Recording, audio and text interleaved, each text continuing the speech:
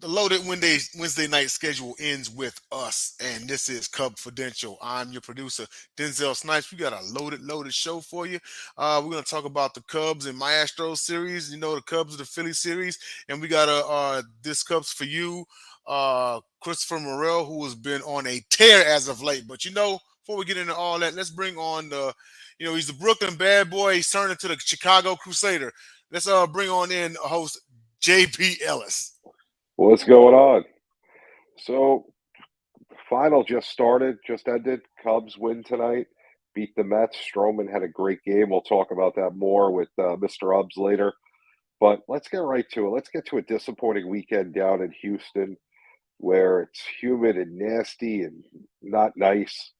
Let's bring in our own Denzel Snipes, who's from the Houston area and talks a lot about this team. He's an Astro fan. We're not going to hold that against him tonight. But tell us what happened over the weekend. Why the Cubs just weren't able to take one or two against this team that nobody likes. Well, it's actually not bad. It hasn't been as humid as late, but no, it actually. I mean, despite it being a sweep, it actually was a good series. In two of the three games, the Cubs actually hung with the Astros. In game three, I mean, it would have been the Cubs would have gotten one, but they let the Astros walk them down from 6-1. There was actually between the eighth and the ninth inning, there was 6 runs scored. Kyle Tucker got a 2-run single to end it. You and I actually both watched the ending of that game. In game two, I mean, Alvarez had 2 hits. He was one of the leaders in that game. Game one, Bregman, and the score was actually 4-4 in the seventh, and then Bregman had a 2-run homer to go ahead in the seventh, and that was it. So, I mean, what I'm seeing is a lot of fight from the Cubs. It's just, well, they're the defending World Series champions, so like, what do you expect? But they actually fared out against the Astros better than I thought. Yeah, I mean, the Astros are just a little bit better of a team right now. You're starting to see the whole media finally start to turn against David Ross. It's enjoyable to watch to see people picking up on what we've been talking about for over a year. Right.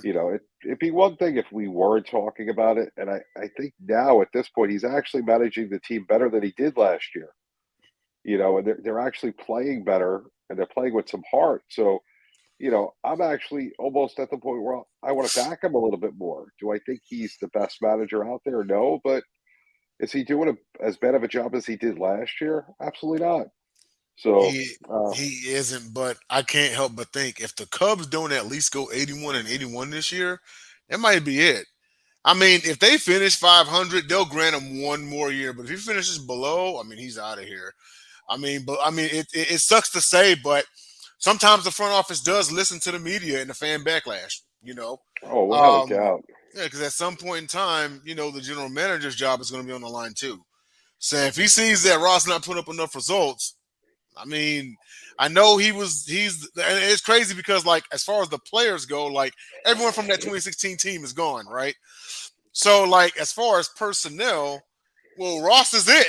I mean, game 7 of the 16 series, Ross had a home run. That was his last game. Like he's the Yep. last of the Mohicans, you know?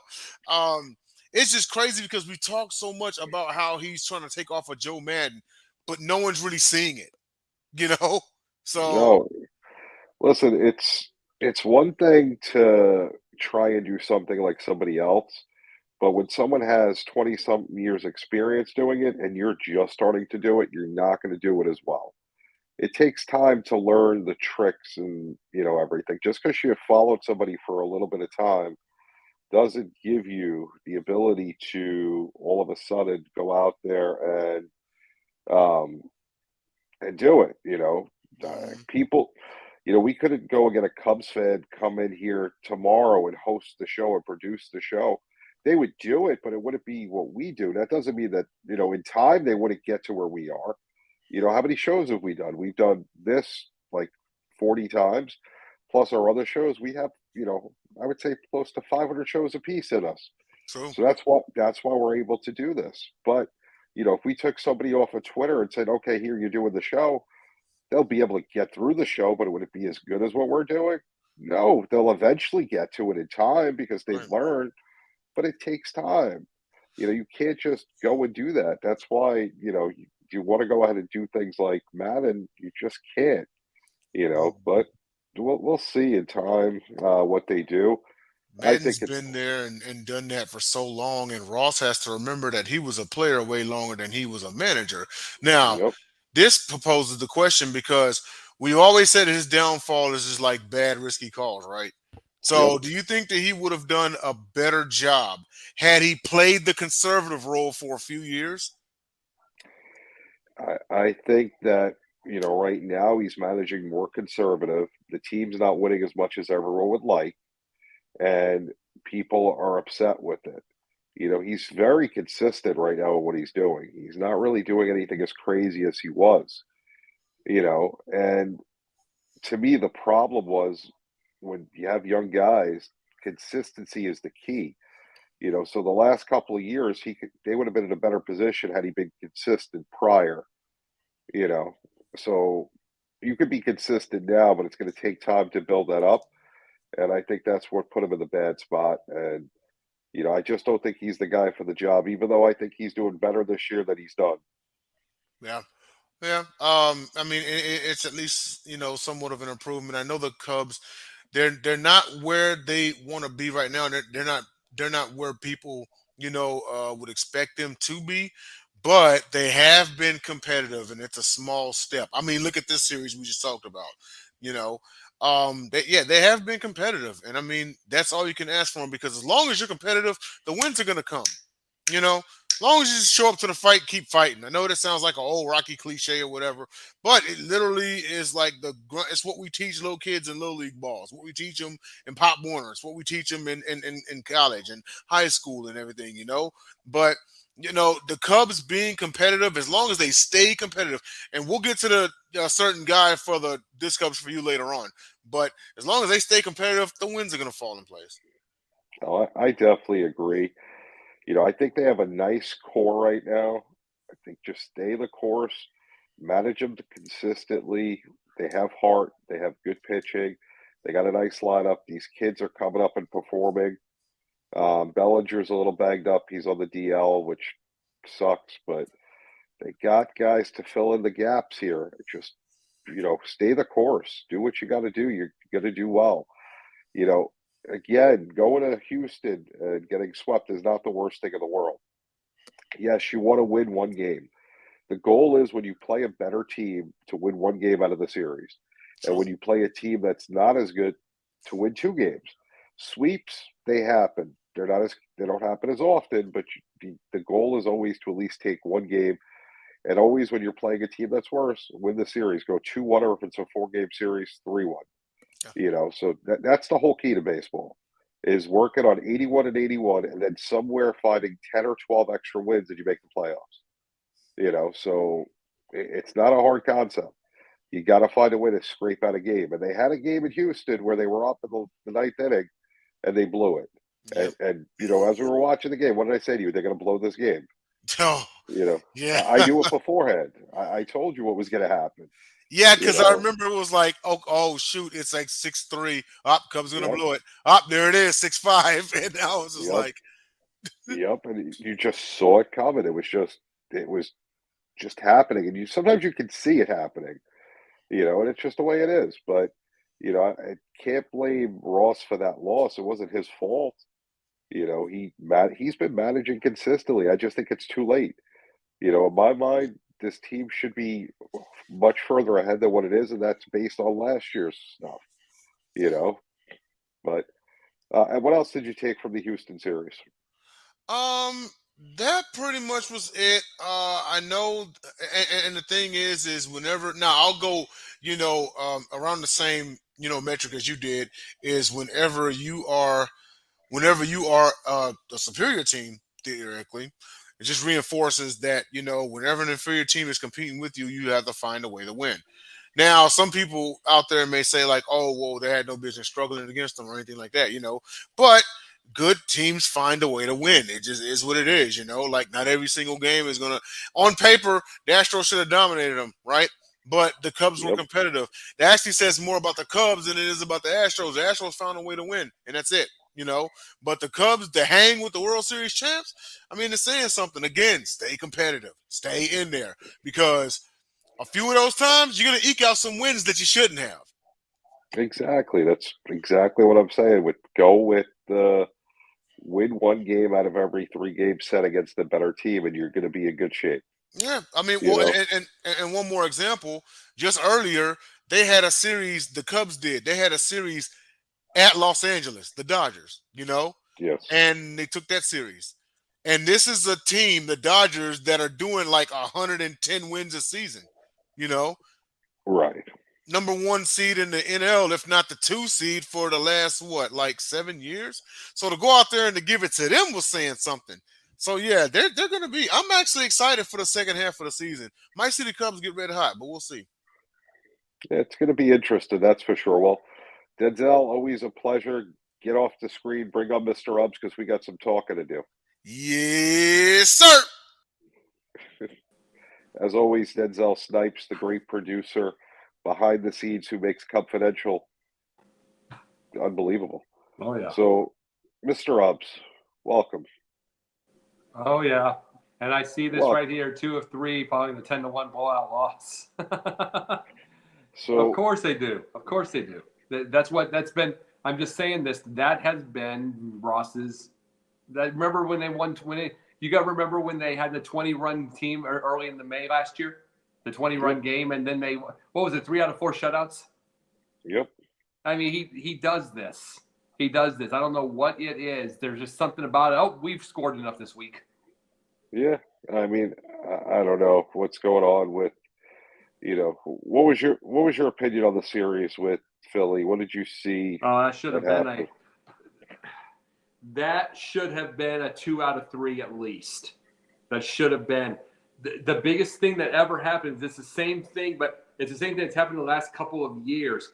You get yourself a nice large win. You get yourself a little comfortable. You don't make the same. You make some stupid decisions. You get comfortable. You want this, and then oh, by the way, you also get to a point where your team starts to swing at the first pitch, second pitch. They start to hurry things. You're not settling them down. And that's what happens. It's like especially on game 3 every single time. Especially after you win the first one and you're doing it well. They did it with Minnesota. They did that with Minnesota, and it's like they win 6-2 that first game.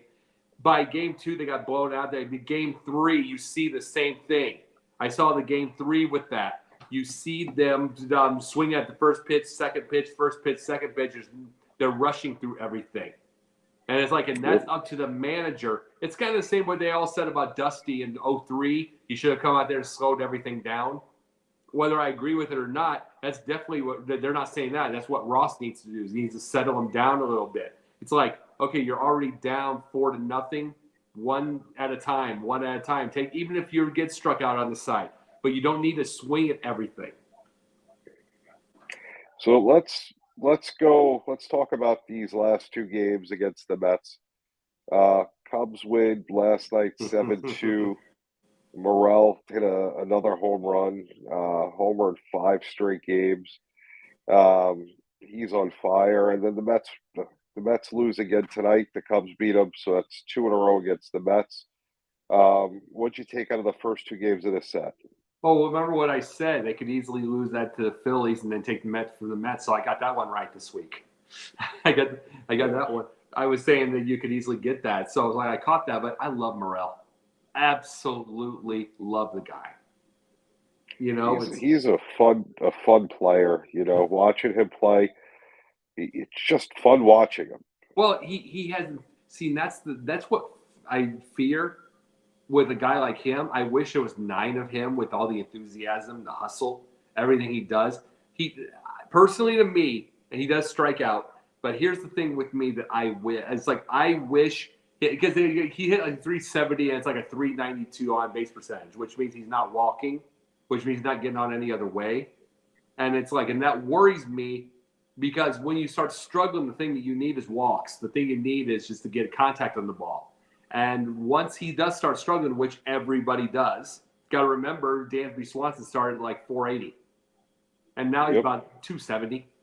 And it's like, He's about 270, and it's like, which we knew. I said him about 280 for this year, but he'll struggle. He'll everything. But when you're struggling, you need to be able to grip on the bat. You need to be able to walk. You need to be able to watch pitches, and he's not doing that. So that's the only worry. But other than that, he hustles.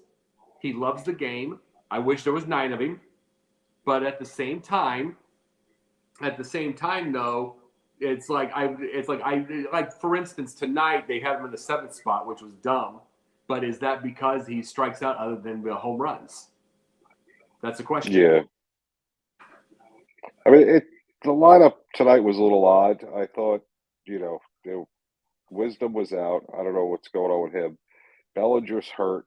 So, they're trying to put everything together. It's interesting to see what they're trying to do. But, the young guys are playing well. They're getting things done, and they're a fun team when they play well. They're sort of a fun team when they stink. This is the thing about this. I think they're a manager away. I truly do. This is where I wish a Dusty Baker was available on that. I truly do. It's because even when they're blowing down. I mean, when they're hustling. Here's the deal. Even when they're down 14-3, I wish they would stop striking out. I wish they would quit swinging on 1 and 2. Like I said, 1 and 2 pitches, but they hustle down the line every time, 1 through 9. Yep. No, I definitely agree with you. Well, let's go with this Cubs for you. Tell us about what's going on with Morel during this streak. Oh, he's connecting on everything, and that's the whole point of everything. Why it's so fun. He hits him a country mile, 2 country miles. He hits everything, and I love seeing that. It's like it's fun to have. He's fun for the fans right now. It's the whole fan thing. It's the whole Twitter thing. Let's take a look at his home run lately. It's the whole deal with TikTok, like we bring up. It's like we got to see how big that home run is. I saw it on Major League, the MLB Network. He had like the 3rd biggest home run of the week last week.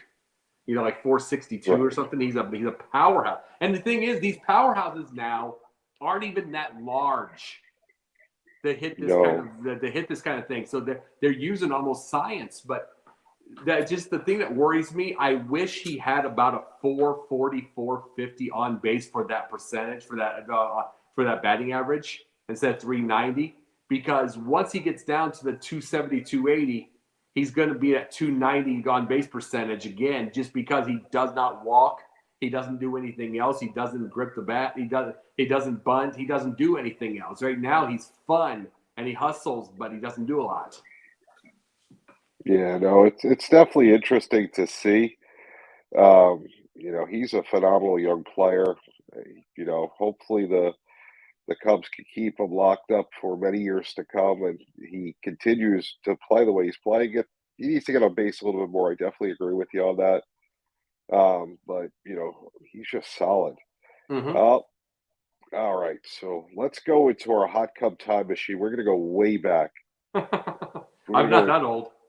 We're going to go to Joe Tinker. Tinkers to Evers to Chance. Is that correct? So I mean, yep. Tell us about 20 stolen bases in all 11 seasons with the Cubs, 5th all time in the franchise. Tell us about 5 of them were 30. The 2 of them were 40. So it's like that just says something. But here's the issue: he's 5'9", 175. Not a home run hitter. 31 career homers.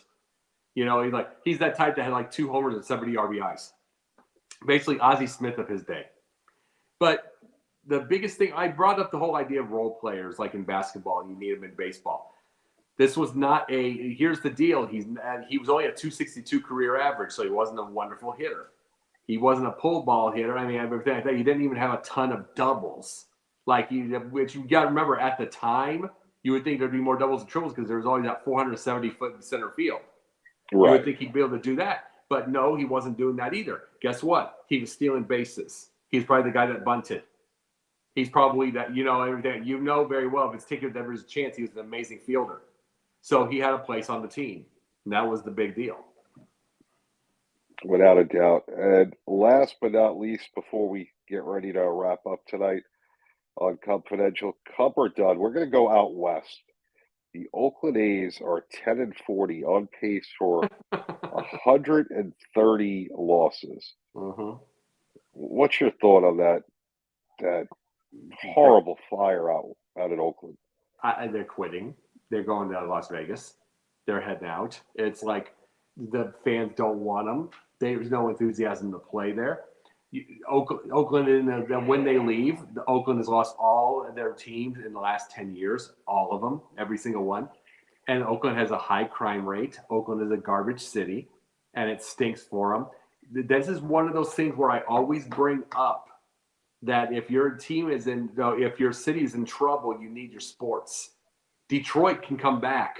You get my point? When they were in trouble, they could come back because there was always the Red Wings. There's always the Pistons. There's always, especially the Lions. They love the Lions, even when they stink. You can do that. You can be able to come back, and especially wonderful right now. And see, the Detroit, even with their biggest struggles, made a couple World Series. So they got the crowd enthused. But what if your city is garbage and you lose them all? You lose all your sports. And it's like that city can cave in because there's nothing enthusiastic about that area at all. And they're all going to Las Vegas. Yeah, it's kind of wild to think that basically, Oakland moved to Las Vegas. Yeah, they're going. And here's the thing: it'll be the first time in ages we won't see Oakland with that with those foul lines that you could build a condo on. Yes. I mean, it's like it is the only one where. And see, it was so funny. It was like the contrarian thing of Wrigley Field, where you always had how short those foul areas are, and then you used to trip over the bullpen. And used to do all that kind of stuff. Well, you had Oakland where you could build a house on it. Yeah, that is true. So let's talk real quick. I'm going to bring up one of Scott's topics. Sure. So we're just going to, this is a total non-Cub related topic, but Montana banning TikTok. We had a great conversation about this. Mm-hmm. What's your thoughts on that? Well, you're talking to somebody who's working hard and actually getting a few people seeing my TikTok. It's one of my quickest ones that I've only done like 13 or 14 of them. It's one of my quickest ones to get started and building the people. You know what I'm saying? So in one case, I wish people would get off, like they would get their kids off of it because the kids are doing dangerous things out of stupidity. Personally, me, myself, it doesn't matter because when I turn on the TikTok, it's just the dogs. So it's just the funny dogs so I don't ruin my brain with all the chaos. But I wish it was that at the same time. It's just in the selfish way it's helping me. So I think I hate the idea just because maybe my selfish thing, I want to keep longer. At the same time, you brought up something tonight. Ban that, they'll find a way to ban Facebook. They'll find a way to find TikTok. And guess what? It won't matter who the political party is. It will not matter, one or the other.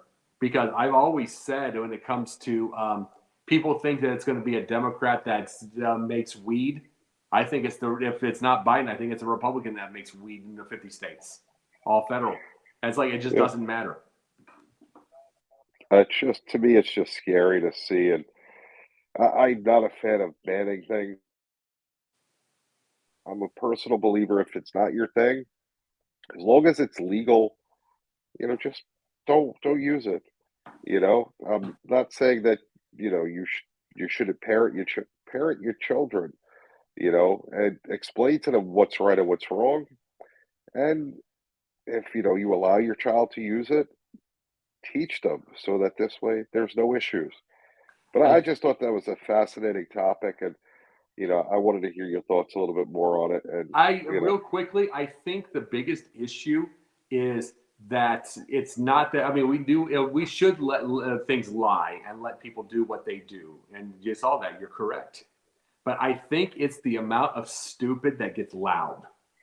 The stupid gets very, very, very, very loud, especially on that thing. So it causes people to get louder and get uglier. What do you think the whole Bud Light deal going on right now? The whole Target thing going on right now. Stupid got loud and people are getting louder. It's just scary that, if it's not your thing, just ignore it. Why do Oh you no, care? I'd love to ignore it. I was taught my dad taught me all my life: ignore it, knock on my nose, walk away, or just walk Yeah. away. One of the Have you, two. I was taught that way, but everybody's getting really, really loud, where they're practically smacking you in your face and saying, "I dare you," and some yeah. people are finally doing that. I just have a problem with people that want to impose what they want on me. I don't, I can make my own decisions. If I want to use TikTok, I should be able to use it. If I want to look at the statue of David and feel it's not pornographic, that's my opinion. Oh yeah, If I want to yeah. feel it's pornographic, that's my opinion. It doesn't mean that other people should have the opportunity to look at it and have their own I impression. know that was Like stupid too. that just is what kills me with some of these things. Oh You don't no, have we're done. you, yeah, I'm sorry, we're dumb as it doesn't even it doesn't the contrarian party. We just say contrarian party. It doesn't matter which. It is yeah, acting stupid.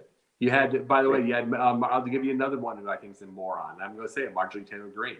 She said tonight that she was talking about she wanted decorum in the let's see in the Senate or the House of Representatives. Excuse me.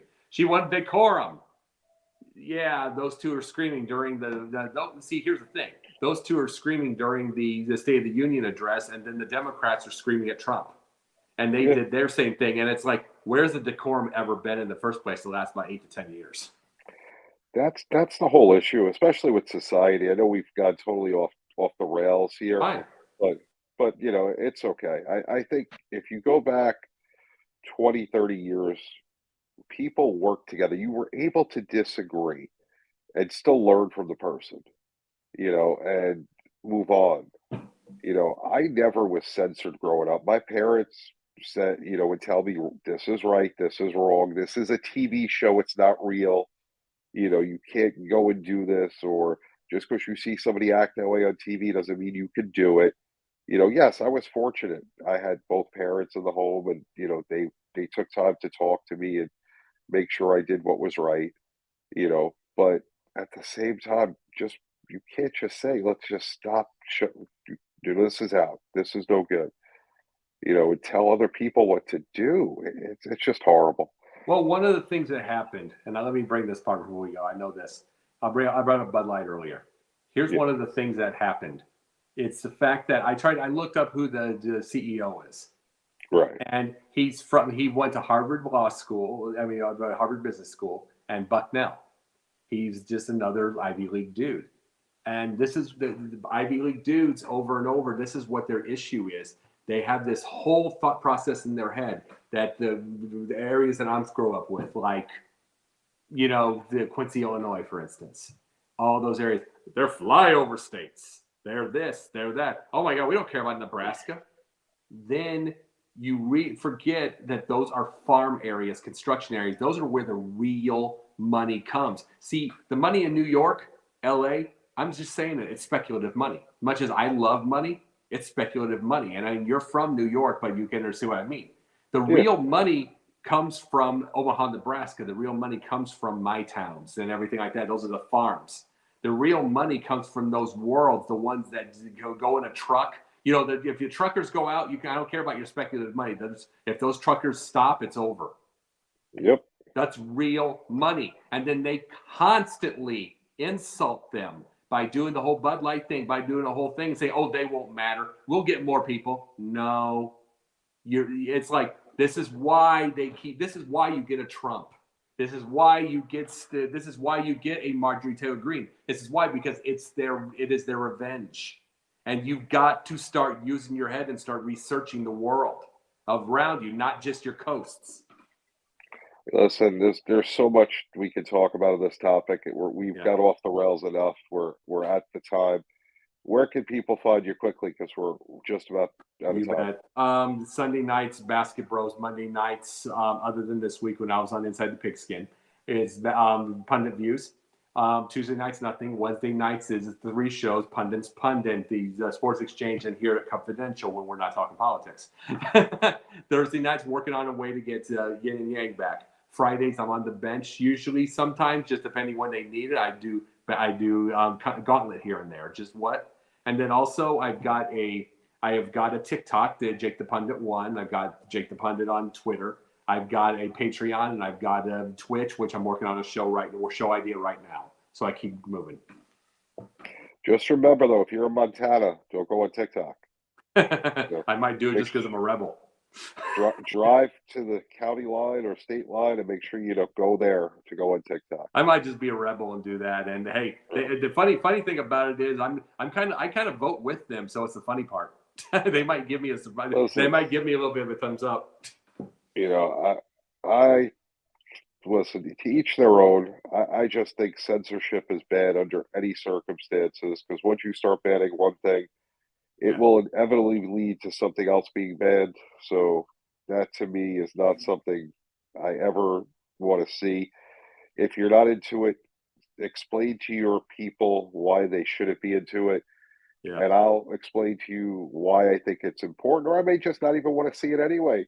But either way, neither here nor there. Cubs win 2 in a row, looking good against the New York Mutts. Yes, I call them the Mutts. I'm a Yankee fan, so anything with the Mutts we don't like. But until next week, we got some good games coming up. We're at home over the weekend before we hit the road. Denzel, take us out of here.